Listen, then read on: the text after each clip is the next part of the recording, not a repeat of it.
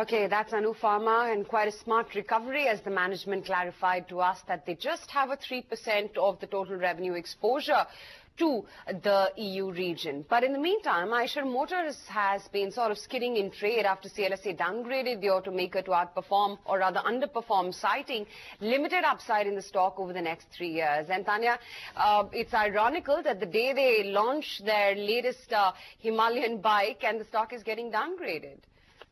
That's right. They've actually downgraded to underperform from a buy rating and have set a target price of 20,400 from 20,900 previously. They state that the stock is already fully priced in the strong Royal Enfield outlook, and the price implies currently a rich 36x PE multiple for Royal Enfield. However, they believe that the stock should actually be valued at a 25x PE multiple at best on an FY20 basis. And their internal calculations show that an FY20 based value of 24,525 is appropriate for the stock over the next 3 years. Hence, they see a very limited stock return even on a next 3-year view. In fact, here's our colleague Utkarsh Chaturvedi in conversation with Siddharth Lal, MD and CEO at Eicher Motors. Yeah, I'm ready. So thanks a lot for talking to us. Give us a sense, this is again a ground-up motorcycle for the Himalayas. What kind of market segment are you looking at in this? And with that, the kind of aggressive pricing you have at 1,55,000, do you think it's a clear winner here? Well, you know, for us, we've been touring the Himalayas. Royal Enfield has been associated with the Himalayas for decades, and for us to build a motorcycle which was really purpose-built for the Himalayas has been our ambition for a very, very, very long time. And we've put, you know, all our heart and soul into making it purpose-built but not extreme. So you've got all the requirements of what is required. You've got enormous front wheel, lots of travel suspension, ground clearance, handles beautifully. So that's the entire concept of the Himalayan. And yeah, it's really meant for someone who's adventure-minded. It doesn't matter if you're young, it doesn't matter if you're old, it absolutely doesn't matter. If you like adventure, you're interested in adventure, there's a perfect motorcycle for you, especially for India. It's got with all that ground clearance and suspension, it's got a very low seat height. You can see that here. It's, you know, someone who's 5 foot tall, 5'2" perhaps can plant both feet comfortably. If you're comfortable on a motorcycle, you're going to ride it much more than if you're not. So that was the entire concept. And of course, we'd love it to be an enormous success, and that's what we're targeting it to be, but we're committed to the segment of Himalayan and of adventure tourers. So even if it takes us years to establish the idea in people's minds, we think it's worth doing because people do want to adventure. And in fact, apart from these, you know, beautiful images of Himalayas, this motorcycle will work extremely well in the city as well, because if you think about it, all the potholes in the city and all the comfort that you want in a motorcycle, it's all in here. So, do you expect this to be a niche motorcycle, or you're thinking it with the pricing? As I said, you have put it very aggressively, and you said that it's going to be very helpful in the city, that it's going to be a mass product? We don't think niche mass. I don't know, where do you think Classic 350 falls in? So it's really, I don't look at it like that. I think that there is an opportunity for adventure-minded people to adopt this product and to make it their only motorcycle.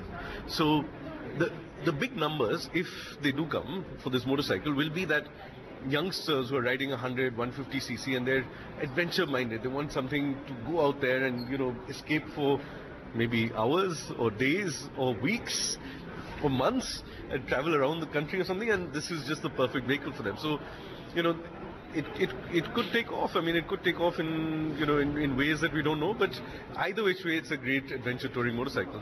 Given the fact that you have said this is a non-European adventure touring motorcycle, and you have made it according to the Indian conditions, talking about the non-European or India-like markets, will we be looking at them given the global vision which you have at this point of time? For sure. The entire concept of this motorcycle, like we said, you know, it's not come from an archetype of adventure touring in Europe, because those are typically very big and bulky and very expensive, and therefore European highways which are much quicker. So this is much more in tune for the Indian market, and certainly over time there's no question we're going to explore opportunities in getting into other markets like India and maybe in Latin America, Southeast Asia. That's the universe that we're certainly looking at for this motorcycle, yeah. In maybe months or years to come, yeah. Talking about Royal Enfield, you know, we have had a very good year in 2015. 2016, do you think the same kind of growth level is going to continue? Well, in the calendar year, in the month of January and February, where we do have numbers, we've had excellent growth as well. So 60-odd%, from the same point last year, and we've been growing at over 50% for the last 5-6 years. As of today, it's continuing. It's not going to continue forever. There's going to be some point where our 60% growth comes down a little bit and up to 50, 40, 30, and that's fine. We've really been doing a lot. We've been growing extremely well. So yeah, the growth continues as we speak. There's no question about it. In the short term, at least for this year, you're saying. In the short term, there's no concern at all. Yeah. Talking about the Indian market as a whole, are we seeing growth signs coming in? Are we seeing demand coming in really?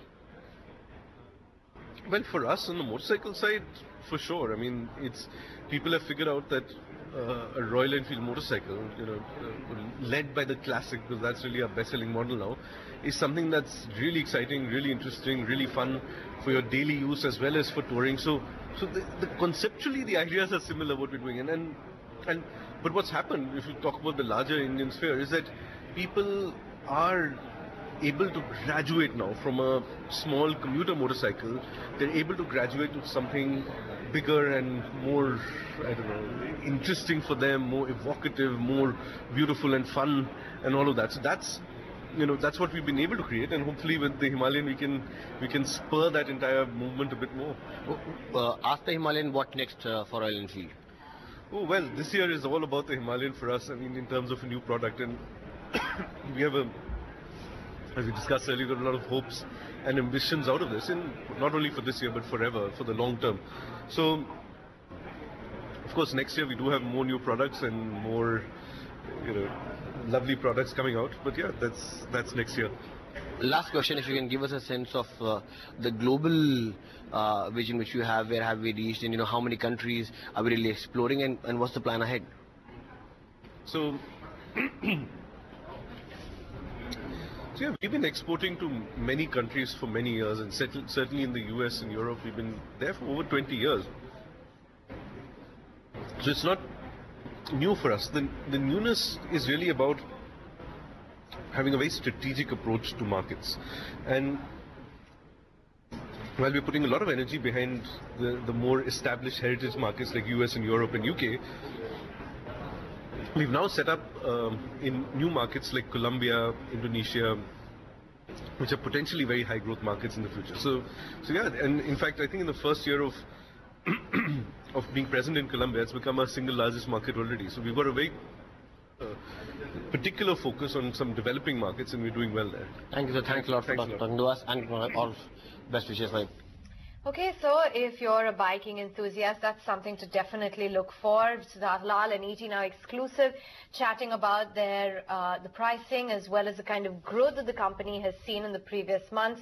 But that's the launch of the Himalayan Royal Enfield at 1.5 lakhs and some footage of the same. But moving away from motors, it's Bosch in focus. Credit Suisse, in fact, has upgraded the stock to outperform.